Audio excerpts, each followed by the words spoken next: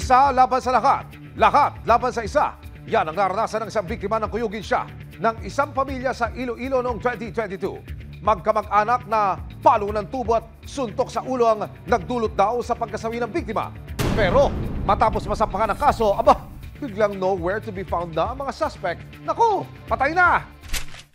Ayon sa kwento ng pinsan ng biktima na si Lynn, March 31, 2022 nang makaengkwentro ng biktimang itatago namin sa pangalang Louie, ang bayaw ni Nanay Pideng sa kanilang bahay sa Iloilo.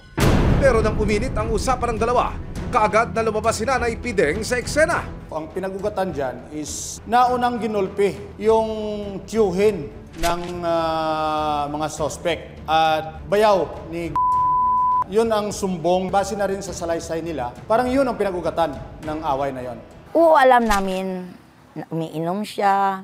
Siyempre, normal lang dito sa mga probinsya na mag-inom. Kahit mapalainom na yan. Pero makapamilya. Agad namang ikinuwento ni Nanay Pideng sa kanyang mga anak ang nangyari. Kaya ang mga anak at apo nito hindi nagpatinag.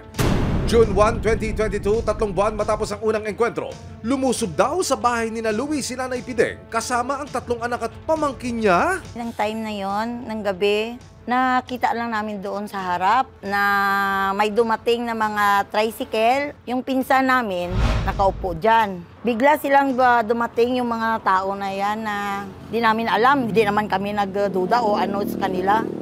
Ilang minuto pa lumipas at dito na nangyari ang pagkuyog hindi umano ng pamilya sa biktima. Mga tama sa ulo at katawan ang natamo ni Louie.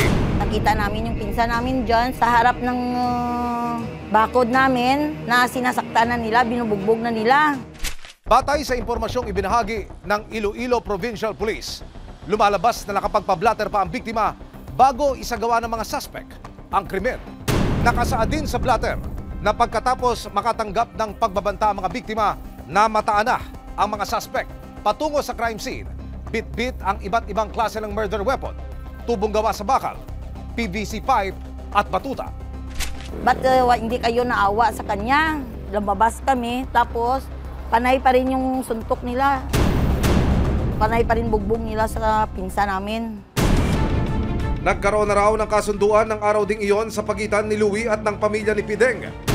Pero June 9, 2022, hinimatay sa bahay si Louie at tuluyan ang binawian ng buhay. Noong June 8, nagreklamo na daw po si yung biktima natin na medyo masama pa rin po yung pakiramdam niya. Kaya binalik po siya doon dito sa ospital. Then kinaumagahan ng June 9 na, mga 8:25 in the morning po, bali namatay po yung ating biktima. Ayon sa death certificate ni Louie, cardiorespiratory arrest secondary to traumatic brain injury ang sanhi ng kanyang pagkamatay. Dito na nagsampa ng kaso ang pamilya ng biktima. June 16, 2023, ibinaba ang warrant of arrest laban kina Pideng at sa mga anak niyang sina alias Ingo, alias Pato, alias Amek at ang pamangkin na si alias JP. Pero hindi naging madali ang paghahanap sa pamilya. Dahil tumagal na mahigit 4 na buwan ang paghahanap ng mga pulis sa kanilang Nanay Pideng, napabilang siya at kanyang mga anak sa most wanted list ng Criminal Investigation and Detection Group o DSOU. Itong si number 4 ng municipal level ng Lambunaw MPS. Sa 5 target, 4 na yung identify natin. Then nag-set kami ng date na pwede na namin i-operate ito. Sir, ano possibility na tayo yung mag-positive? Malaki ang possibility. Ano ho yun? Lahat sila dyan ho tumira? Oo, dito lahat sila. Pakalat-kalat lang ho, no? Kailangan kukunin simultaneously yan dahil magkakalapit lang sila eh. Kapag bagal, makakawala yung iba dyan nagsusumpong. Di nagtagal, isang tip ang nakuha ng mga operatiba na nagtatago raw ang pamilya sa Cavite. Kasama ang resibo, masusing minanmanan ang mga suspect. Ang isa sa mga suspect, nagtatrabaho raw bilang security guard sa isang subdivision, kaya ito ang unang stop ng mga operatiba. Ang tinatanong namin kung saan yung may security guard na naka-uniforme na nag-duty. Sabi nila dyan sa main. Ngayon may nabanggit sila. Pag in-approach natin yung hindi natin alam kung Bibigay niya o hindi. Pero mukhang maingat si Kuya. Hanggang ang pinsan ng magkakapatid, napansin ng isang pamilyar na lugar. Katulad daw ito sa background ni alias JP sa kanyang mga TikTok video. parang siya nga yata. Yun yung background na yun, yung ano nila. Gusto lang natin matrace yung dalawa pa. Sa ikalawang araw ng pagmamanman, isa-isa nang naglitawan ang iba pang mga wanted. Sir. Ay, oo, sir. Ito. 60. Paharapin mo lang sa ano. Marap ka na. 60 plus yun. Lola na. Ayun, nakagrado ng salamin Nakita na rin ng mga operatiba si Nanay Pideng nang makumpirma ang mga lokasyon ng 5 suspect. Agad ikinasal ng CIDG DSOU ang pag-aresto sa pamilya. Kasama ang resibo, nagpunta ulit ang CIDG DSOU sa Cavite. Target house natin, ito, Yung main. at ito. No escape na mga kuya!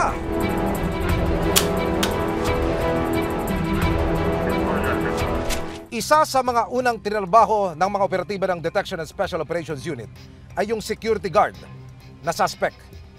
Ng kanilang makahon na ito na ang kanilang hinahanap, narito po ang sumunod na mga tagpo.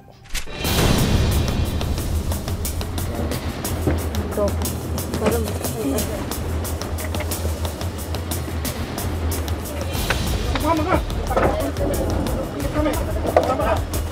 Tumama ka, huli kami. May warrant ka. Huwag kang ano, nasan yung mga kasama? Pakipagtulungan ka na. Alam na namin na nandyan. Alam niyo yung kaso niyo, di ba? Opo, sir. Oo. Ilang minuto pa at nakita na rin ang pinsan nilang si JP. Yan na yan, JP. Ito.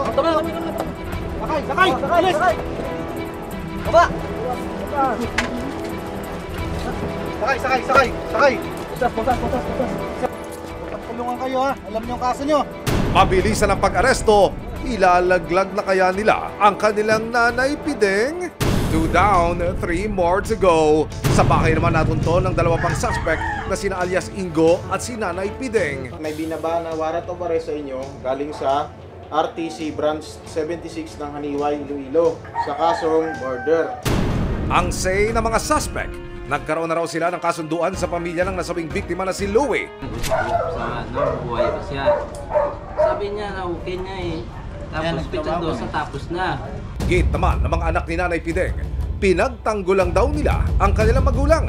Sinundo namin yung mama ko, pagbaba ng motor, may kutsilyo siya eh. Pinalo ko siya ng puno. Nakaharap sa kasong murder ang pamilya. Kung mapatunayang may sala, nakaharap sila sa 20 hanggang 40 taon na pagkakakulong. May pumasok po na na elemento ng crime of murder.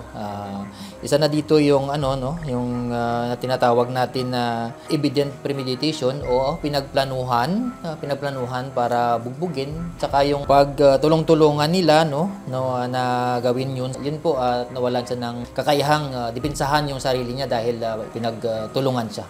Para sa pamilya ng biktima, dito na sana magtapos ang gulo ng 2 panig. Samantala, patuloy pa rin ang paghahanap ng mga otoridad sa isa pang suspect na si alias Ameng. Sa ating kababayan, kung alam nila kung saan nagtatago itong isa pang suspect, pumunta lang po dito sa opisina natin, dito sa Detection and Special Operations Unit para ating mabigyan ng hustisya ang ating mga biktima. May aksyon, may ebidensya, resibo, walang lasot ang may